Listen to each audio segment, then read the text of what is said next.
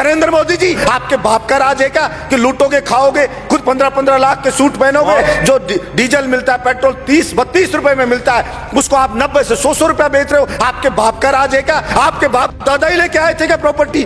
आपके तो मैं चाय बेचने वाला था। नरेंद्र मोदी जी, कितने चाय बेचने वाले 15-15 लाख का सूट पहनते हैं? और वो किसान है, वो कल भी फटी धोती में था, आज भी फटी धोती में था। फिर कहां से आप जनता के तेजी हो गए कि नरेंद्र मोदी को हाथ जोड़ करके, सर झुका करके और माफी मांगनी चाहिए कि मुझसे गलती हो गई, मेरी मति भ्रष्ट हो गई थी, मेरी बुद्धि भ्रष्ट हो गई थी, इसलिए मैं अहंकार में आ गया था और मैं माफी मांगता हूं, इन बिलों को वापस लेता हूं। कि नरेंद्र मोदी जी को भी ये अहंकार नहीं रखना चाहिए। ये जनता उठा के ऐसा पटक देगी कि वो कल्पना भी नहीं कर सकते। और वही लोग जो आज मोदी मोदी कर रहे हैं, जो आज जयकारे लगा रहे हैं, वही उनको गाली देते हुए नजर आएंगे कि इस मोदी के कारण हम बर्बाद हो गए, सब कुछ लुट गए, जनता की गालियां खा रहे हैं। वो सब के सब कहना पड़ेगा। किसान है, उसके तन पे कपड़ा नहीं है, मजदूर के तन पे कपड़ा नहीं है। आप घूम रहे हो वहां 36 तरह के व्यंजन खा रहे हो, वो सूखी रोटी खा रहा है। और किसान ने अगर पिज्जा खा लिया तो उसको सोशल मीडिया पे चलाते हो, पिज्जा क्यों खा लिया? क्योंकि भाई आपको ही अधिकार है पिज्जा खाने का,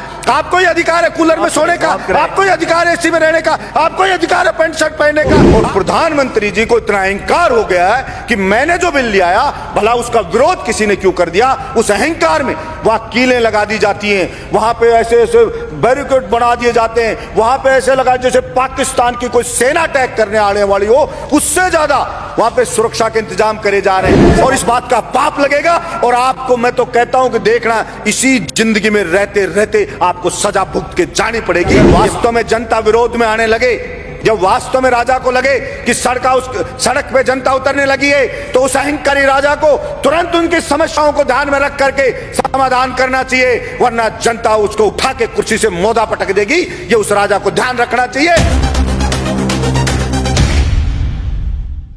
मैंने पहले भी मांग की और आज भी सरकार से मांग कर रहा हूं, आखिर बोलेगा कि राजस्थान हमारा ये किसान है जो पानी से बहुत परेशान है।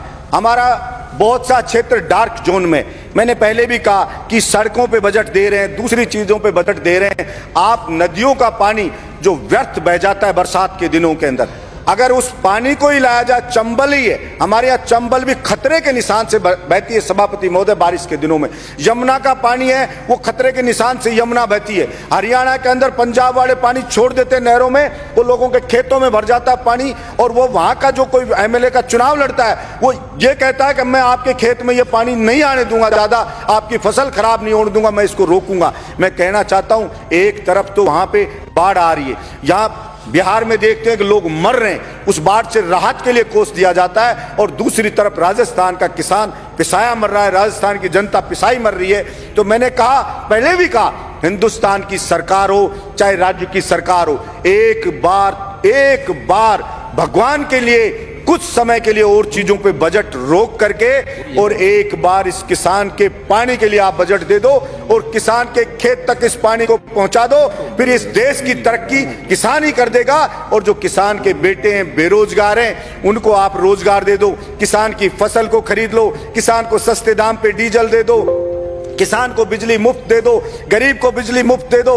तो वो जब वो खुशहाल हो जाएगा सभापति महोदय, किसान खुशहाल हो जाएगा, मजदूर खुशहाल हो जाएगा, तो फिर अपने आप ही देश खुशहाल हो जाएगा। लेकिन यहाँ पता नहीं, मैं समझता हूं देश को खुश करने का मतलब सरकारें क्या समझती हैं।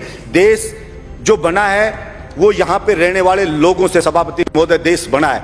अगर वहां के लोग खुश नहीं है, अगर वहां के लोग संतुष्ट नहीं है, तो वो देश पर कैसे खुशहाल हो सकता है? सिर्फ झूठे नारे लगाने से, झूठी बातें करने से कोई देश खुश नहीं हो जाता। सभापति महोदय, किसान पढ़े, अलग अलग बॉर्डर पे पढ़े, 2 मिनट में कर रहा हूं सभापति महोदय, अलग अलग बॉर्डर पे पढ़े, बच्चे उनके बैठे हैं, महिलाएं वहां पे बैठी हैं, विनती कर रहे हैं बेचारे कि साहब ये 3 जो बिल लाई है केंद्र सरकार, इससे हम बर्बाद हो जाएंगे, हमारी मंडियां बर्बाद हो जाएगी। प्रधानमंत्री जी, इन तीनों बिल को वापस ले लो।